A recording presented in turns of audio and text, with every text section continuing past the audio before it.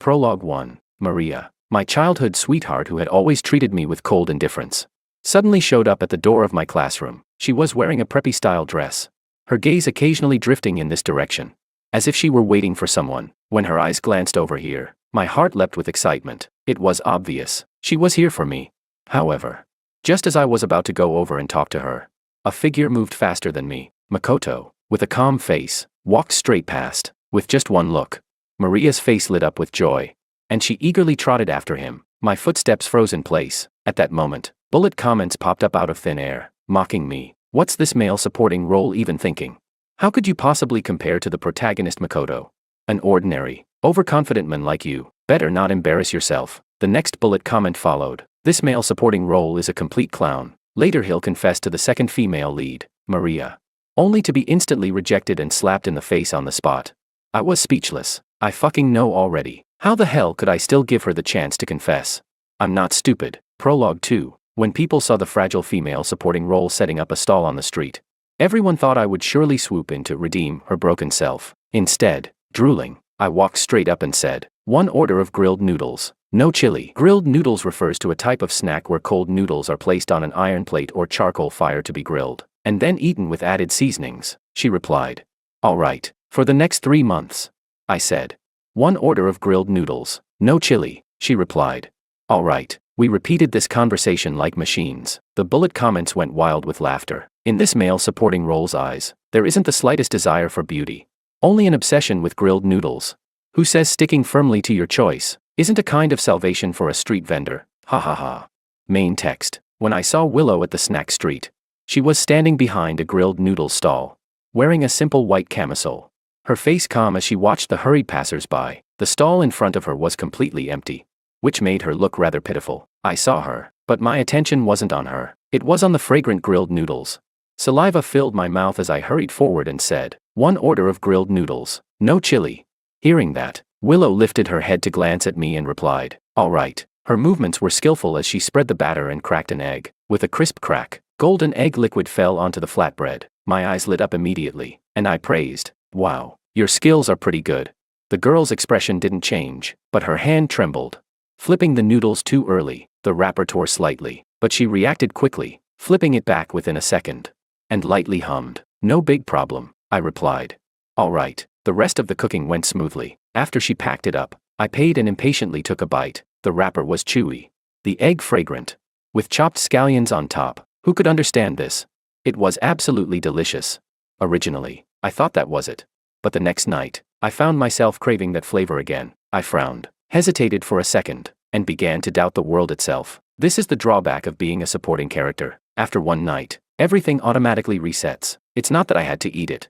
With that thought, I felt justified in going back to the same snack street. It was summer, so the sky was still bright at 5 or 6 o'clock, but vendors were already out early. In the crowd, I instantly spotted that slender figure. The girl was thin, struggling to push her stall through the crowd. I couldn't wait any longer, thought for a moment, then walked over and said, let me help you. Perhaps she hadn't expected to see me again. Willow's gaze lingered on my face for 2 seconds. After a while, she finally spoke. Thank you. Her voice was clear and pure. I grinned, waved my hand, and said, hee hee, it's nothing. I'll take 1 grilled noodles, no chili.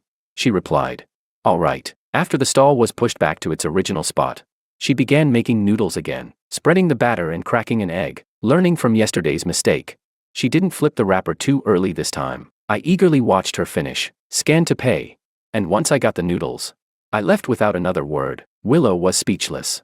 Over the next 3 months, I often visited her stall. I heard from others that Willow's family wasn't well off. To help support them, she rarely attended evening self-study sessions, choosing instead to sell food at night to make ends meet. The teachers turned a blind eye to it. As for me, I was a day student, so after school I often passed by on my way home. 1 grilled noodles, no chili, all right. 1 order, no chili, all right. 1 order, all right. We repeated this conversation like machines. After a while, whenever I showed up, she would automatically start preparing the noodles. Just as I was happily waiting, a bunch of glowing bullet comments suddenly flashed before my eyes. Is this really what the so-called villain looked like as a teenager? She's gorgeous.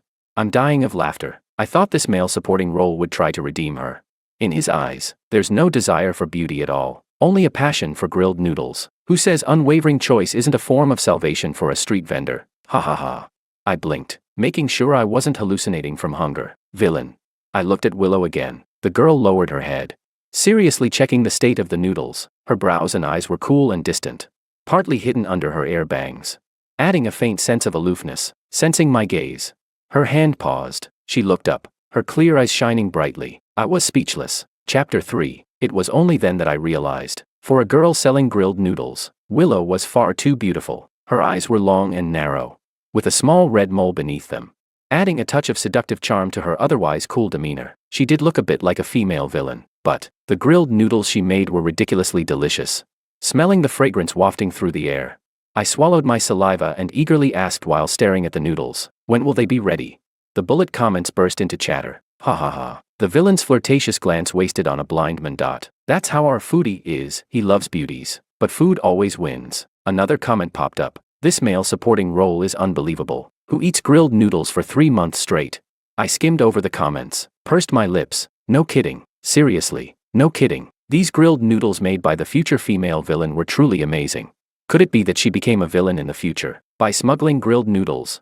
As I was lost in random thoughts, a clear voice rang out by my ear. It's ready. I snapped back to reality. Looked at the steaming hot grilled noodles placed in front of me, the egg coating on the wrapper golden, sprinkled with black sesame seeds and fresh green scallions, with ham, lettuce, and pork tenderloin faintly visible inside, colorful and appetizing beyond words. I quickly thanked her repeatedly, and before even leaving, I impatiently took a big bite. Fresh off the grill was always the tastiest.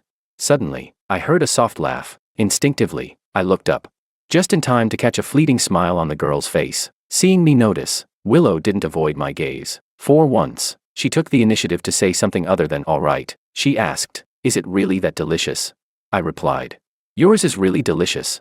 The words slipped out of my mouth without hesitation. Even a second's delay would have been disrespectful to the grilled noodles in my hands. But Willow seemed to have misunderstood. She stared at me intently, a shimmer of light flickering in her eyes, dazzlingly beautiful. Her lips moved slightly, as if she wanted to say something more, but just then, another customer came over and said, "Give me one with sausage, add egg and bacon too," while scarfing down my noodles. I helped advertise her stall. "The grilled noodles here are super tasty." The customer nodded without suspicion. "Is that so?" Seeing that there were already people at her stall, other passers-by also gathered over. Gradually, more and more customers came to buy. Satisfied, I retreated. Mission accomplished, but I didn't notice. The girl busy spreading the batter looked up again, only to find that I had disappeared into the crowd. Her gaze dimmed quietly. Chapter 4. I didn't take the matter to heart. The next day, I went to school as usual. During a break, I went to get some water and happened to run into Willow. I thought for a moment and pretended not to recognize her. After all, when she sold grilled noodles outside, she always wore a mask. Surely she didn't want her classmates to recognize her at school. So, I walked past her naturally, but Willow's steps faltered slightly. Bullet comments flashed in front of me again. Did Willow just want to say something? LOL. Her lips were puckered so high. George the foodie has eaten her grilled noodles for 3 months straight. How could he not even remember her face? But it doesn't matter anyway. After all, he's just an insignificant male supporting role. I ignored the bullet comments. The day went by quickly, and it was my turn for classroom duty. It was supposed to be me and my desk mate together, but when class ended, I looked around only to see my desk mate Makoto walking out. I instinctively stepped forward to stop him. "Hey man, today's our duty shift. Did you forget?" Hearing that, Makoto paused briefly, cast me a cold glance, and said indifferently, "I've got something else to do. I'll leave it to you." With that, he hurried away. I subconsciously wanted to refuse, but before the words could leave my mouth, my gaze froze. Outside the classroom door, a familiar figure appeared in my sight. It was Maria, my childhood friend whom I had grown up with. She wore a preppy-style dress, and just by standing there casually, she carried an otherworldly air. Beside her stood several other girls, whispering about something, but all their eyes drifted this way, as if they were waiting for someone. When her gaze floated over here, my heart raced with excitement and nervousness. Was she here to find me? My heartbeat quickened inexplicably. I was just about to walk over, but a figure moved faster. Makoto strode forward with a calm face. Maria's eyes lit up instantly, and she waved her hand. "Makoto." My footsteps froze on the spot. At that moment, bullet comments mocked me again. What's this male supporting role even thinking? How could you compare to the protagonist Makoto? Just a background character. Better not humiliate yourself. Oh, Now I remember. This male supporting role does have a bit of screen time. He's the second female lead's childhood friend, but not much. She'll reject him in seconds. Can't wait to see the second female lead humiliate her overconfident childhood friend. I was speechless. I fucking know already. How the hell could I still give her the chance to confess? I'm not stupid. Chapter 5. Not far away. Makoto didn't even glance at Maria. He walked straight past her, but Maria quickly followed in his steps. I stared. My hand at my side unconsciously clenched into a fist. I had known Maria for 18 years. It seemed like every time, I was the one waiting for her. I carried her school bag, moved her luggage, held her things, while she walked ahead with empty hands. Her pace never slowing. Impatiently urging, "Hurry up." I would grin foolishly at her, and trot along behind. Back then, I didn't know how to express liking someone. I only knew what online relationship bloggers said, that boys should show gentlemanly manners to girls, gifts, a sense of ceremony, emotional value, all maxed out, at that age of youthful awakening. It was so easy to blindly accept advice without questioning it, but in all these years, I had never seen that look on her face before, so cautious, so expectant, urgent, joyful. Liking someone, after all, is hard to hide. One glance is enough to give it away. I lowered my head. It was impossible not to feel disappointed. Silently, I turned back to the classroom. Today I'd need 2 portions of grilled noodles to comfort my wounded heart. In the corridor, Willow, who had been about to leave, stood frozen, staring this way, the light in her eyes flickering uncertainly. Chapter 6. After returning to the classroom, it didn't take long before almost everyone had left. In the spacious classroom, soon there was only me left. I finished cleaning the whole room, working up a sweat. Unknowingly, the sky had already grown dark. By the time I wrinkled my nose while throwing out the trash, washed my hands, and walked out of the school, the streetlights were already lit. The snack street was filled with all kinds of stalls. At a glance, I spotted quite a crowd already gathered in front of Willow's grilled noodle stall. Just as I was thinking of going over to buy some, a sharp male voice rang out. "Yo, isn't this our grilled noodles beauty, out here running your stall again? Hey, let me tell you guys, her family is dirt poor. I bet all this stuff isn't any good. Eat it and you'll probably end up with diarrhea." A few boys in school uniforms laughed as they grabbed at the food on the stall and tossed things around. One of them even kicked the cart. With a loud bang, the ketchup bottle fell to the ground and splattered everywhere. The passers-by quickly backed away. Within just a few minutes, the area around the stall cleared out, leaving it conspicuously isolated. Willow stood behind her stall, her expression cold. The group finished causing trouble but didn't leave. They deliberately sat down at another nearby barbecue stall to watch the show. The bullet comments exploded. People typed furiously. "These guys are awful. Just because Willow wouldn't let them copy answers during the exam, they're pulling this kind of stunt." Sigh. I don't think Willow can keep running her stall like this. Life will only get harder from now on. My mood was already bad, and this only made it worse. Furious, I wanted to rush forward, but then I thought again, alone, I probably wouldn't stand a chance. I glanced around, then randomly grabbed a few passers-by and pleaded. "Brothers, could you help me go buy a serving of grilled noodles from that stall? Just bring it back to me. I'll pay." The passerby didn't quite get it, but he agreed readily, saying, "Sure." They took my money and went to Willow's stall. Those troublemakers hadn't expected that after all this, someone would still buy food. They glared in anger, their eyes widening. But since I had found several people, they didn't dare recklessly rush up, and could only watch as Willow sold one serving after another. Then someone noticed me and shot me a vicious glare. I was still staring at the stall, and by the time I realized, that person had already walked up to me. Behind the stall, Willow had been busy, but as if sensing something, she suddenly raised her head. When she saw what was happening here, her pupils shrank sharply. Chapter 7. "Hey, do you like Willow or something?"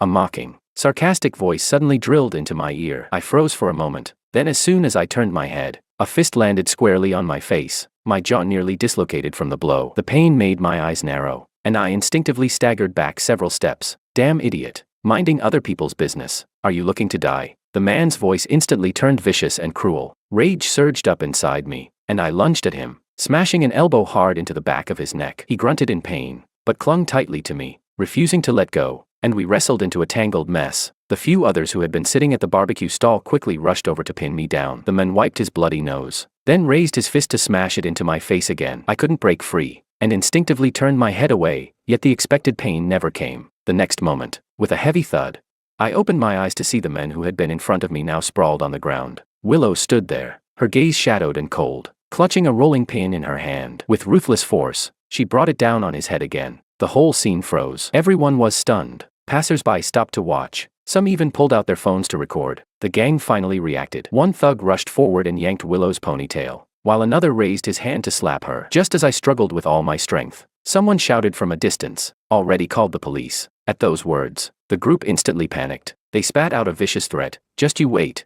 Then they dragged their injured buddy, shoved through the crowd, and fled in embarrassment. Willow's body was still trembling slightly, but she bent down to help me up, her eyes full of worry as she asked, "Are you okay?"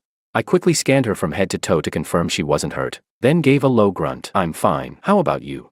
The crowd dispersed, disappointed that the excitement was over. She shook her head. "I'm fine too." For a moment, neither of us spoke. When she lifted her eyes and saw the bruise on my face, her eyes turned red, but she restrained herself. Willow returned behind her stall. I stood in front for a while, watching, guilt gnawing at me since no one else came to buy food. The passers-by who had promised to help earlier had all left after the incident. After some hesitation, I said awkwardly, I can." Her soft voice asked, "Still just one serving?"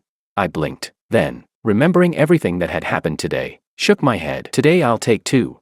She replied, "All right." Maybe it was just my imagination, but as Willow prepared the second serving, it seemed as if a dark cloud hung over her expression. Absent-mindedly, she added chili peppers. I watched as she brushed layer after layer of chili sauce over the noodles. Thinking she was upset from being harassed, I held back from saying anything. It wasn't a big deal. At worst, I'd just drink a few extra bottles of water. 10 minutes later, the 2 servings were ready. Willow handed them to me. I paid and reached out to take them, but just before they reached my hands, her movement paused. She bit her lip and suddenly said, "Senior year isn't the time for romance." I looked completely dumbfounded. What the hell was she babbling about?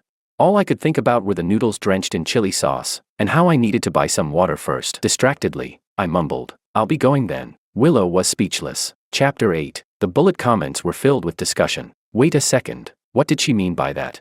Probably just sympathy in misfortune. She likes the male lead, but he doesn't like her. The male supporting role likes the childhood friend, the second female lead, but she doesn't like him. Both of them are loveless. There were also comments like, "Am I the only one who feels like something's off?" I ignored the bullet comments. First, I ate the portion of grilled noodles without chili, then forced myself to finish the spicy one as well. Even though I drank a lot of water, I really wasn't good with spicy food. The next day, after a night's sleep, my throat was completely hoarse, and it still hadn't recovered when I went to school. "David." I tried calling a few times, but barely any sound came out. It was break time. The guy in front laughed so hard he nearly fell out of his chair, teasing me. "George, what did you do?" Makoto, sitting next to me, turned his head slightly and said, "Thanks for helping me clean yesterday." I was speechless. No need to thank me, I wasn't that noble, but on the surface, I forced myself to nod, rasping in a hoarse voice, "Don't mention it. After all, it was just a small matter. I wouldn't make a big deal out of it." Makoto fell silent for a moment, then suddenly stood up and walked out. He was always aloof, doing things his own way. I didn't think much of it, but after a while, he came back. The next second, a box of throat lozenges, 2 bottles of cough syrup, and a large cup of hot drink appeared on my desk. I froze. Makoto didn't look at me. He just sat back in his seat, picked up his pen, and began writing quickly. His voice was light as he said, "Consider it a thank you gift." I stared at the things in front of me, then looked up again. In an instant, Makoto's image became so much greater in my eyes. The frustration I had bottled up from yesterday suddenly melted away. He really was the male lead. So righteous, so generous. No wonder Maria liked him. Chapter 9. The bullet comments were filled with discussion. "Whoa, our male lead is so kind. Even to a male supporting role. Truly worthy of being the male lead." Another comment said, "Why is the male supporting role staring at the male lead like that? Don't tell me he's jealous of him." Others chimed in, "Exactly, he's definitely bottling up bad thoughts again, planning to take revenge on Makoto." As a guy myself, I can't stand men like that. If you like someone, you should give her freedom. Don't think that just because you gave her gifts, she owes you a relationship. If you ask me, holiday presents and daily transfers are things a man should do. If it were the girl I loved, I wouldn't be able to bear letting her suffer any grievance. The next bullet comment replied, "That comment above, don't go too far. She doesn't have to accept if she doesn't want to." What kind of nonsense is wanting both ways? Seeing the bullet comments, I was a little speechless, but honestly, I did feel some envy toward Makoto. Makoto had good grades, a handsome appearance, and effortlessly won Maria's affection. How could I not mind at all? But to say I was harboring dark thoughts was going too far. What fault was it of Makoto's that Maria liked him?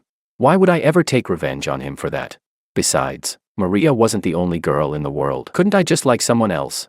Once I thought it through, a sense of relief washed over me. The last class of the day was PE. When class ended, I was just about to step out of the school gates when Bullet Comments suddenly appeared in front of me. The male lead is about to be tricked into the equipment room and bullied, and as a result, he'll miss the chance to see his grandfather one last time. Whoa. These past few days the male lead has been rushing off in such a hurry, all because he was going to the hospital to visit his sick grandfather. Sigh. By the time the male lead gets there, it's already too late. I stared intently at the Bullet Comments in front of me. Wasn't the male lead none other than my deskmate Makoto? My steps faltered for just a moment, and without much thought, I turned around and ran back into the school. Chapter 10. The Bullet Comments popped up.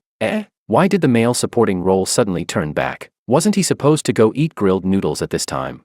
Maybe he forgot something and went back to get it. That's very possible. I didn't have time to keep watching the Bullet Comments. Afraid I would be too late, I ran straight toward the equipment room, but at a glance, I didn't see Makoto anywhere. Was he already inside? The sun had just set, and dark clouds gathered across the distant sky. It looked like rain was coming any moment. Without thinking further, I rushed to the equipment room. I ran too fast. When I reached the steps, I lost my footing and slipped, tumbling down hard, flat on my back. Pain shot through my knee and ankle so sharply that I couldn't recover for a long time. Sticky blood trickled down from my knee. Now that I was closer, I faintly heard Makoto's trembling voice from inside. Is anyone out there? Yes, I croaked. I forced my hoarse throat to shout back, but it sounded eerie and frightening. Inside, it went quiet for a moment. Then a hesitant voice asked, George, is that you? I nodded, then realized he couldn't see me. Feeling foolish, I forced myself up and limped over to pull open the equipment room door. As the door swung open, a strong smell of plastic and earth rushed out. I looked up to see Makoto crouched in the corner. Hearing the noise, he lifted his head. That was when I realized how pale his face was. Cold sweat dripping from his temple as if he were enduring some great pain. The Bullet Comments came again. The male lead has claustrophobia. No wonder he looks so bad. Poor male lead. But it's okay. The bright sunshine heroine is about to arrive. Wow. The male supporting role really came to help the male lead. He's actually not a bad guy after all. Claustrophobia. I frowned, limping toward Makoto and asked tentatively, are you okay? He forced a weak smile. I'm fine, thank you. With that, he struggled to his feet, staggering toward the door. I knew he was heading to see his grandfather, so I didn't stop him. Just then, hurried footsteps echoed from afar, more than one pair. Two girls appeared at the entrance of the equipment room. One I had never seen before, but she was stunningly beautiful. That must have been Freya, the female lead mentioned in the Bullet Comments. The other was someone I knew well, Maria. Both of them spoke at almost the same time. Makoto, are you okay? Makoto frowned, waving his hand as he tried to push himself forward. But before he could take a few steps, he suddenly collapsed forward, losing consciousness. The two girls panicked. Freya rushed to support him, clumsily lifting him and urging, let's get him to the hospital. Maria quickly moved to hold up his other arm. I opened my mouth to call her, but my throat failed me. All that came out was a raspy breath. Maria. It seemed she heard something, because Maria glanced back. But at that exact moment, thunder cracked loudly across the sky. Before I could try again, Maria turned away and said, don't get caught in the rain. Let's hurry. Freya replied, okay. Their figures quickly disappeared into the misty rain. Chapter 11. The Bullet Comments scrolled by. Why do I feel like the male supporting role is so pitiful? He clearly came to save the male lead, but everyone ignored him. Well, that's how it is. He's not the protagonist, so he doesn't have the protagonist's halo. Another Bullet Comment said, I bet Willow will hear the news and rush to the hospital to see the male lead too. Today George probably won't get to eat any grilled noodles. I hadn't felt sad at first, but when I saw that last comment, I suddenly couldn't hold it in. Was I really that miserable? The last trace of daylight was swallowed by the night. The entire equipment room sank into darkness. Raindrops drifted in, carrying a bone-chilling cold. I hadn't brought an umbrella. With a sigh, I limped into the rain. The water hit me hard, icy and uncomfortable. I headed toward the school gates, but my injured leg made every step slow and painful. Yet, inexplicably, after walking out the gates, I didn't go home right away. Instead, I went to the snack street. Because of the rain, there were very few pedestrians. The scattered food stalls looked dim and lonely. At a glance, I didn't see the familiar stall. My heart sank, as if something had clogged it up. As expected, there would be no grilled noodles for me today.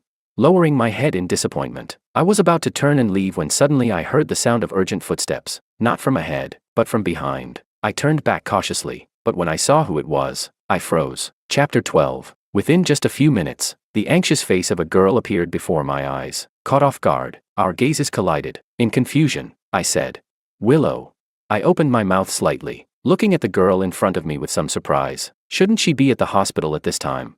Before I could think further, Willow strode quickly toward me. She looked as if she had run all the way, Her long hair was already soaked by the rain. Behind her, the streetlights glowed one after another. Before I could take a closer look, she shoved an umbrella into my hands. Her eyes looked a little tense as she asked, "Was it those guys from last time who came after you again? I just saw you limping." I stared at her blankly, taking quite a while before coming back to my senses. I shook my head and said, "No, why are you here?" At my words, the girl froze, staring straight at me. After a long pause, she finally spoke, her voice carrying a faint hint of grievance as she asked, "Why didn't you come to buy grilled noodles? I've been waiting for you for so long." The moment I heard that, my heart trembled slightly. Did that mean she was waiting for me? My heartbeat skipped for a moment. Looking around awkwardly, I asked, "Where's your stall?" She replied, "There were plenty of open spots today, so I found a good one, but then it started raining." She pointed into the distance. Following the direction of her finger, I finally noticed she had changed her location, right at the entrance of the street. Usually, the foot traffic there was heavy. It was a great spot. Unfortunately, it rained. I felt a pang of regret for her, but after thinking a bit, I still told her, "By the way, Makoto seems to be sick." But before I could finish, Willow interrupted, asking, "What happened to your voice?" At that, I looked at her helplessly. The bullet comments burst out. Ha ha ha. Willow's face full of concern. If only she knew she's the culprit. If it weren't for her super spicy grilled noodles, the male supporting role wouldn't have lost his voice today. Another comment said, but Willow abandoned her stall and deliberately ran back to school to look for the male supporting role. Although she didn't catch him, she was truly worried that the male supporting role wouldn't come to buy her grilled noodles. Ha ha ha. The next bullet comment said, "Are you serious with your comment above? You're really impossible to reason with." Willow, not understanding, seemed to think of something. Her eyes dimmed slightly, then she lowered her gaze and glanced down at me. In a quiet voice, she asked, "Did you hurt your leg? Let me take you to the hospital." I was speechless. If you want to go to the hospital to see Makoto, just say it directly. Why beat around the bush? But I didn't expose her. At least she was willing to help me. So I simply nodded and said, Chapter 13. What I didn't know was that, over at the hospital, after Makoto regained consciousness, something suddenly came to his mind. He turned his head toward Maria and asked, "Maria, do you know George?" Caught off guard by the sudden mention of George, Maria instinctively distanced herself, replying, "Not really. He's just a neighbor." Hearing this, Makoto didn't think much of it. He only frowned slightly and said, "Just now, George rushed over to help me, but it looked like he fell. It seemed serious. He was limping. I don't know if he made it back yet. Since you're his neighbor, could you check on him for me?" George fell. Maria's brows knitted together, but she quickly replied, "He's tough. I'm sure he's fine. You didn't look well just now. I'll go buy you something to eat." With that, she turned and walked toward the hospital's small convenience store. But after only a few steps, something unusual happened. Maria's footsteps paused. She suddenly remembered, when she was little, every time she fell, as long as she looked back with teary eyes, she would see George's panicked expression. Even if she could stand up right away, he would insist on taking her to the hospital for a checkup. She had no romantic feelings for George, but she had always taken it for granted. But now, just before leaving the equipment room, she thought she had heard someone call her name. At that time, she had turned back, but hadn't seen anyone. Maybe it was because all her attention had been on Makoto. Thinking back now, it was very likely that George had been calling her. The thought made her feel strangely conflicted, but soon, she forced herself to clarity. She thought, George is a grown man. What's a little injury? Pitying a man only brings bad luck for life. With that thought, Maria lifted her foot and continued toward the small store. But after just a few more steps, she suddenly met my eyes head on. Seeing who was beside me, her gaze wavered slightly. Chapter 14. My right hand was resting on Willow's shoulder. Though her figure was slender, she still supported me as we slowly walked forward. At first, Willow didn't notice Maria. When she saw me stop, she thought it was from pain. Her brows furrowed slightly as she asked, "Can't walk anymore? Should I go find a wheelchair for you?" When I didn't respond, Willow sensed something was off. She turned her head and immediately caught sight of Maria staring at me. Seeing her, Willow's gaze shifted several times, but in the end, she said nothing. I wasn't surprised to run into Maria at the hospital. After all, I'd seen them heading this way earlier. I broke the silence first, asking, "Is Makoto doing better?" Perhaps not expecting me to mention Makoto on my own, Maria's eyes flickered. Her gaze lowered to my knee, where rainwater mixed with streaks of blood, and her expression grew complicated. Pressing her lips together, she finally said, "He's fine. He's with his grandfather." I smiled and replied, "That's good." A weight lifted from my chest. It seemed I had made it in time. My worries hadn't been in vain. Asking a classmate to check on Makoto had, by coincidence, given them the news earlier. After my words fell, silence returned once more. I glanced at Willow from the corner of my eye, wondering to myself, was she planning to go see Makoto too?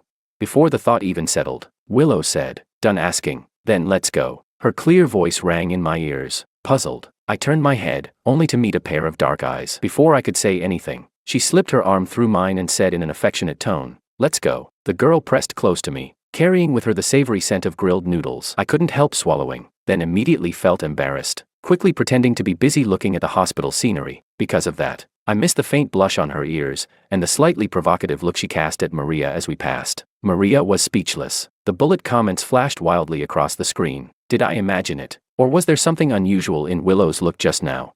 Anyway, I think the two of them look good together. I'm officially a Willow x George fan now. Honestly, Maria is such an ungrateful brat. Even if she only saw George as her childhood friend, she shouldn't be so indifferent when he's taken such good care of her.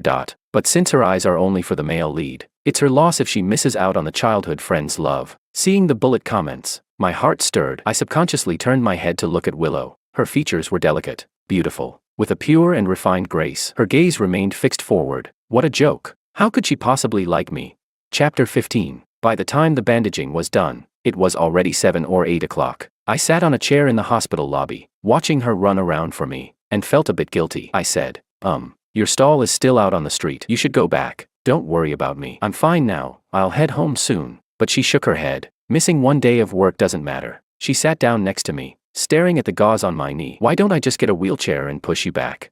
I quickly waved my hand. No need. I already called my dad. He'll come pick me up. You should go take care of your business, she said softly. All right, she agreed, but didn't leave. I waited for a while, but still didn't see her get up. Confused, I glanced at her. Willow was watching me. When she realized I'd caught her, she turned her head away and covered her lips with a hand, coughing lightly in embarrassment. She said awkwardly, "I'll wait until your dad gets here before I leave." I laughed. Look at you. I'm a tough guy, all skin and bones. It's just a fall. Do you really need to worry this much? But she countered, so men don't need to be cared for. Men get hurt too. Men need a sense of security too. Everyone has flesh and blood. Why should men's feelings be ignored? I was momentarily speechless, my heart pounding wildly. Chapter 16. After that night, my relationship with Willow advanced rapidly. After school, I eagerly went to her stall. 1 serving of grilled noodles. No chili. Got it, Willow answered as usual. But when I received it, I weighed it in my hands and suddenly felt it was unusually heavy. Looking down, I realized the noodles were a double portion, and the ingredients inside were doubled too. There weren't many customers at the stall. When she saw I wasn't eating, Willow frowned slightly. What's wrong? Hearing her voice, I came back to my senses, looking at the grilled noodles in my hands, then at Willow. I couldn't hold it in anymore and asked, "Should I pay you for 2 servings? For a moment, Willow froze, her expression blank. After a pause, she forced out, "No need." My hand slipped today. I added too much. The bullet comments scrolled by. Ha ha ha. The villainess is finally expressing her feelings in such a subtle way, but this clueless foodie didn't get it at all. Who on earth accidentally doubles the portion? She can't hide her feelings anymore. The next one read, "The male supporting role doesn't talk, he'll just insist on paying." I saw her cheeks flush crimson, and my heart suddenly pounded fast, my breathing quickening with it. I said, "Thank you, I really like it." "Speaking of what I like, would you be willing to?" The next second, she blurted out, Yes, I like you too." The snack street was crowded and noisy, but in that instant, it felt as if time had stopped. I stared blankly upward, meeting her earnest eyes across the stall, and then, boom. It was as if fireworks exploded in my mind. Chapter 17. I was almost at a loss, but seeing my expression, she chuckled and said, "Hurry up and eat, or it'll get cold." "All right," I replied. I picked up a piece and put it in my mouth, chewing. 1 bite, then I glanced at her, another bite, then I looked at her again. Willow noticed, and the smile at the corner of her lips deepened. She asked, "Want another serving? Free for my boyfriend." Since childhood, I was never the type to take advantage. Without hesitation, I pulled out 200 yuan and said, "No need, I've got money, I can cover your whole stall." Willow laughed. "All right then." The bullet comments flared up. "Ahahaha. Spread the word, the villainess was bought for 200 yuan. Not gonna lie, even if the plot is a little different from the original, I love this. The male supporting role and the villainess actually look good together." Another comment said, "Was the villainess supposed to like the male lead? Why is she suddenly into the male supporting role?" Dazed, I stared at the bullet comments, feeling like I was dreaming. I actually ended up with the villainess.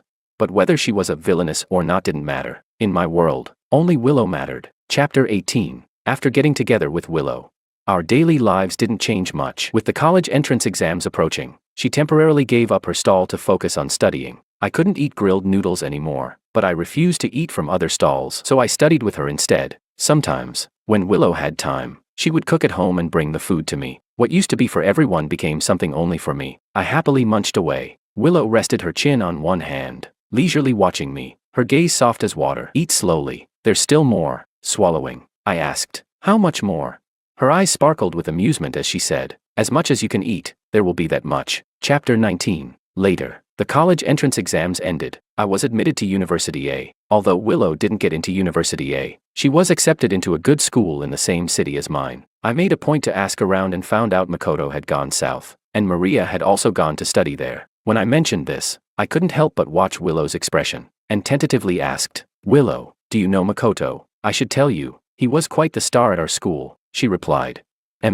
Turning her head, as if knowing what I was thinking. She didn't hide anything. He helped me once before. If he ever needs my help, I'll return the favor. But I can distinguish between gratitude and love. Gratitude is basic decency, but it never means offering myself in return. Her expression was serious as she spoke, her clear gaze falling straight on me. Then, suddenly standing on tiptoe, she kissed me. He's a good person, but so are you. You're kind, brave, and sincere. Don't belittle yourself. My heart trembled. Staring at her in a daze, I suddenly smiled knowingly, lowered my head, and kissed her lips. Thank you. After the kiss, I pinched her cheek and was about to leave, but she hooked her arm around my neck. Her voice turned alluring as she whispered, something just passed over my lips. I didn't see clearly. Do it again. The bullet comments went wild. Ah, too sweet. I'm waving the flag for the grilled noodles couple. I'm a premium member. Let me watch first. I want the full process.